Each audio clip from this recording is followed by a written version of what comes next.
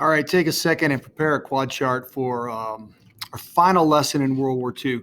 Normally this is when we get to a point in warfare and people are just like, whew. World War II is the longest unit. There are a lot of these little lectures, but this is the last one. This is going to wrap up what happens in the Battle of Berlin, and it's going to wrap up what we do to Japan to finally defeat the Japanese Empire. So our essential question is, how did Germany and Japan both fall to Allied forces at the end of World War II?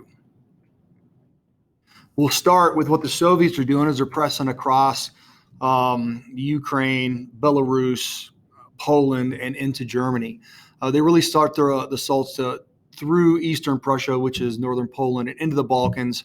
And what we see with the Russians here is that the atrocities that they suffered from the Germans when the Einsatzgruppen initially invaded and started, weeding out different people for liquidation or execution, deliberate killings.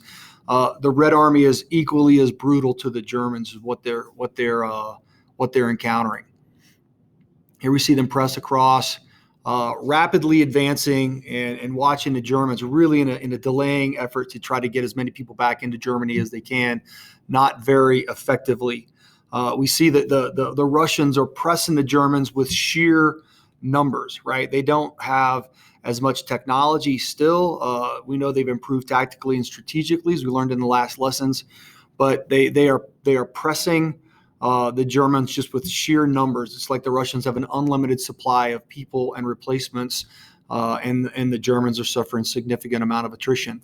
The Vistula Order offensive is ordered in response to the Ardennes offensive, the Battle of the Bulge, what the Germans are doing to press through the Allied lines out on the Western Front. Stalin orders an attack to kind of respond to that. He initially halts in Poland, builds up his supplies to get ready, and then Generals Zhukov and Konev push all the way across. We've got Georgy Zhukov up here coming out of Belarus, pressing into the Baltics, and we've got General Konev coming out of Ukraine, pressing up and through and into Germany. Over 2.2 million troops, going up about 400,000 of the German soldiers. So again, we see that complete domination in numbers of the Soviets over the German army. Warsaw is easily captured on January 17th, and they continue to repulse anti-German counterattacks and press to Berlin.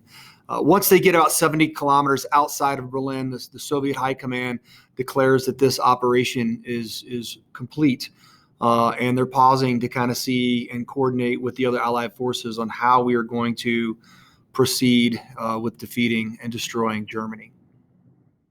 At this point, the U.S., British allow the Soviets to take Berlin, which is probably in hindsight a strategic national error, because what we know happens later with the development of communism and the division of Germany.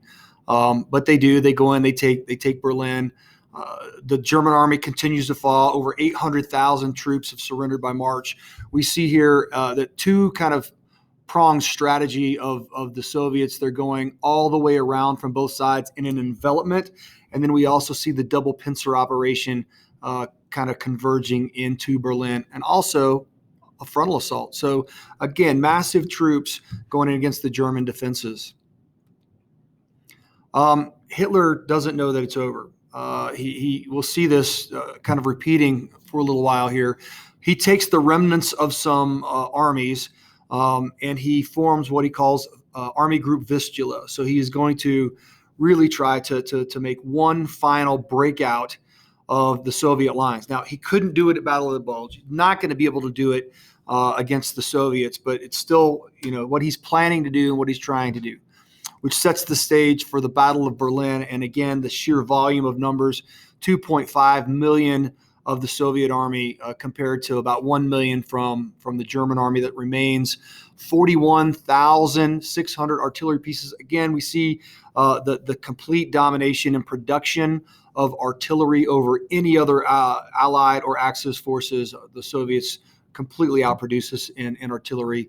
And what we're going to see them do is surround Berlin as much as they possibly can, and then begin to shell them with that artillery, which is exactly what happens. Once they have control of Berlin, they're going to start shelling them.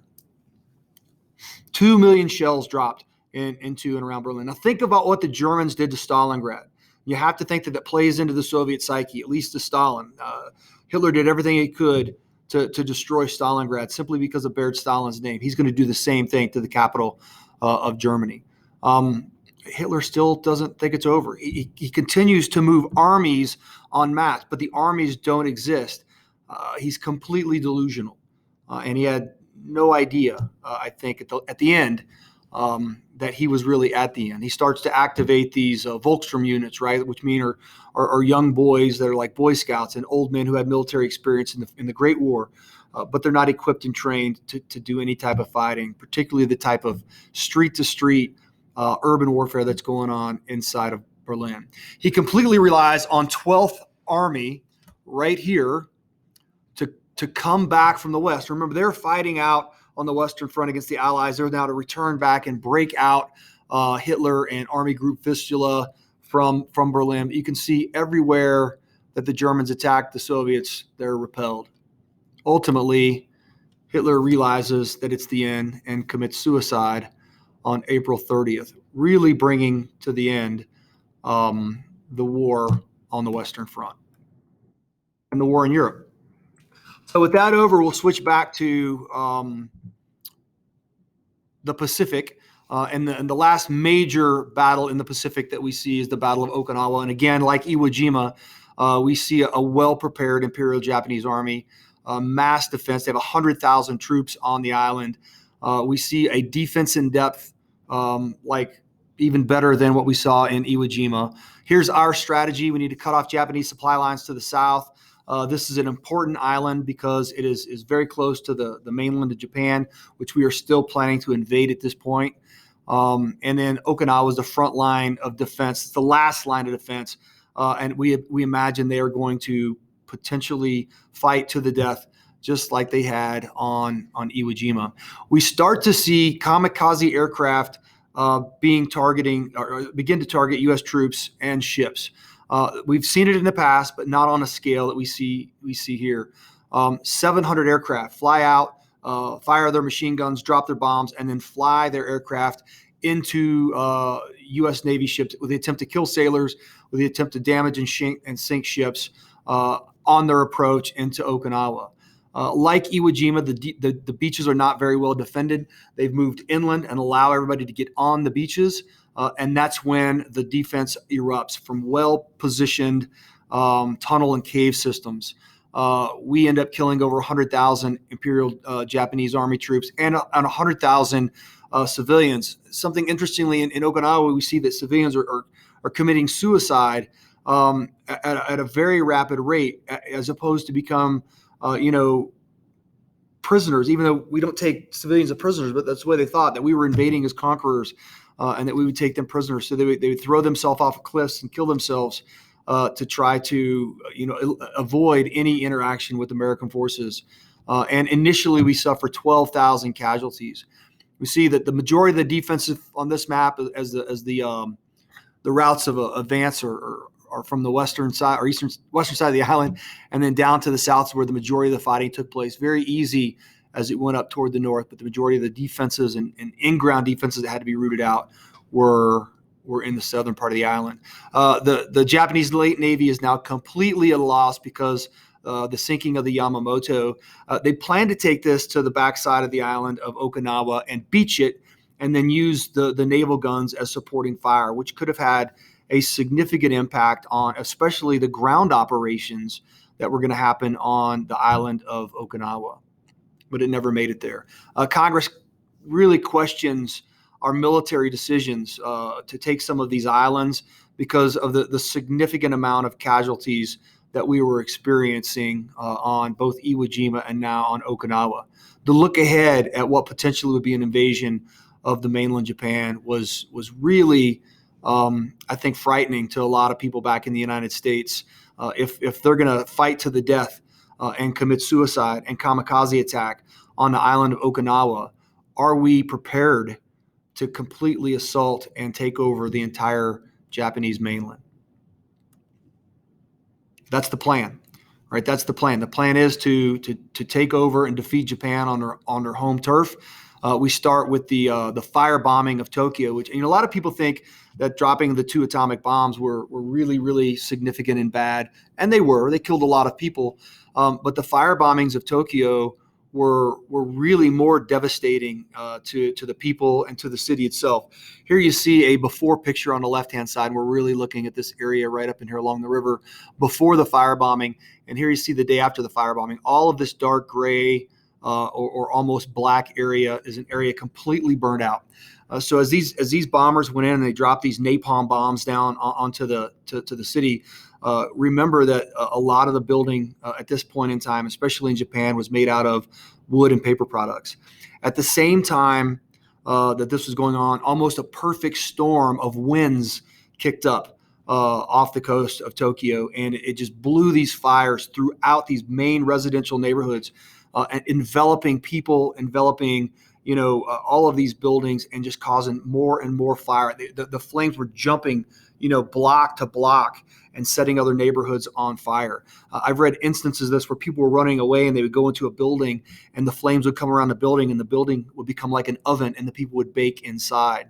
The same thing happens to people in a swimming pool. They would get into a swimming pool and hope that the water would come over, but the water would heat up so much. I mean, that's how intense these flames were. And what an awful, awful way to die, being burned alive through many of these things. Over the course of one night, the devastation in Tokyo was incredible. But this would be setting the prelude to Operation Downfall. Downfall is a planned operation on 2 phases to invade the Japanese homeland. And it's twice the size of the D-Day operation. And again, people back in Congress, even military leaders are suggesting that maybe there should be an alternative that we should use. Here we see, I say it's 2-phase, but you have Operation Coronet going into the north and attacking the vicinity of Tokyo. And then you have Operation Olympic in the south going into Kyushu Island and actually attacking from the south. Kyushu, incidentally, would probably be one of our most dangerous places to attack.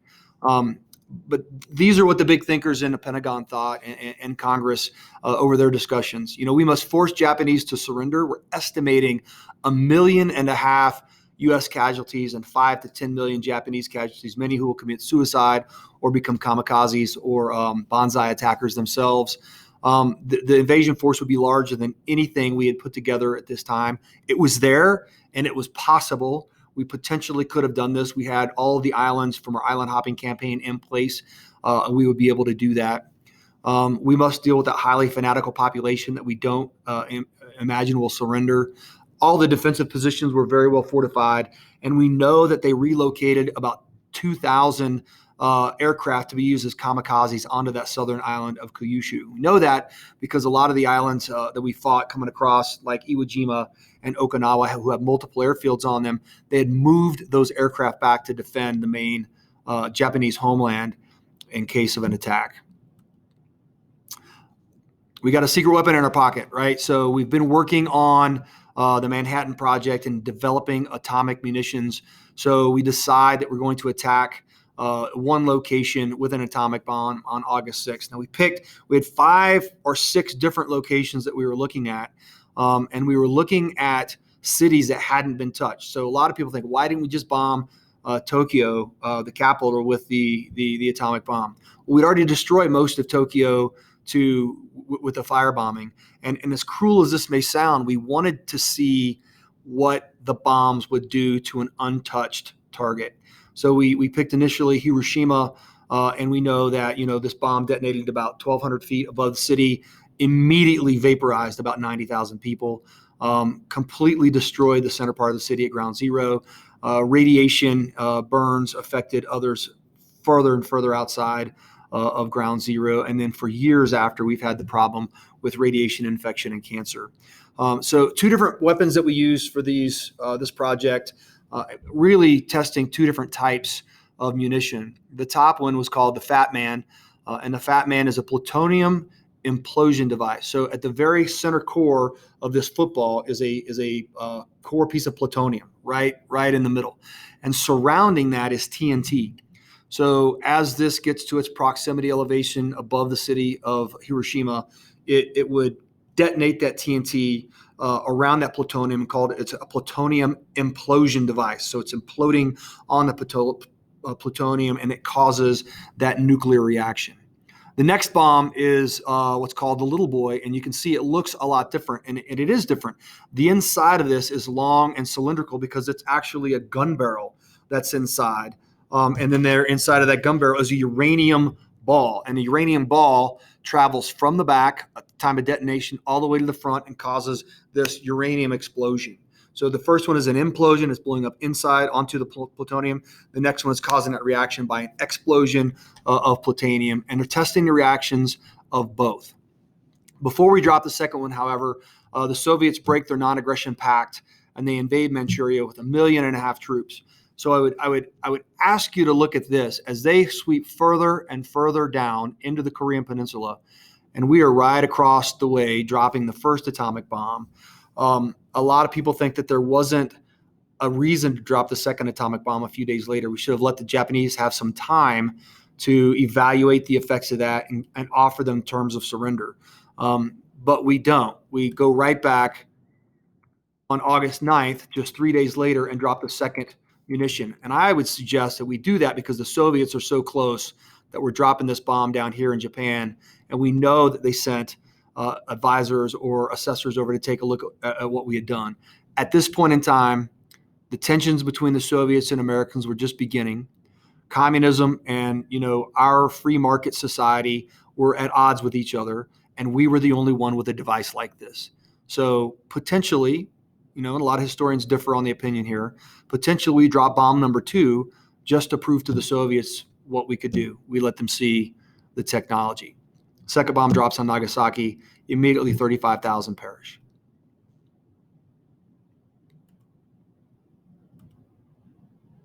And Japan finally signs an unconditional surrender. I wouldn't say it's unconditional. They surrender everything, but they allowed the emperor to keep his position, at least ceremonially, which was probably a very good choice on the part of our negotiators, so that we didn't have to move in and invade the Japanese home islands and still face the thought of potentially losing 1 to 1.5 million U.S. service members in that fight. And here you see, similar to World War I, when I showed you a chart on the total war deaths, if you look at who suffers the most, you see the Soviet Union suffering the most in World War II. Poland also out in that area, right? China, because it spans so long and their actions with the Japanese, but really, the Soviets insurmountably more than any other of the Allied forces. Specifically, look at us right here, the United States. And I said it during World War I. I'll say it again during World War II. It's almost like we waited out most of the war, came in, and played cleanup hitter, and just kind of mopped everything up as a fresh force. And that's rightfully so, pretty much what we did.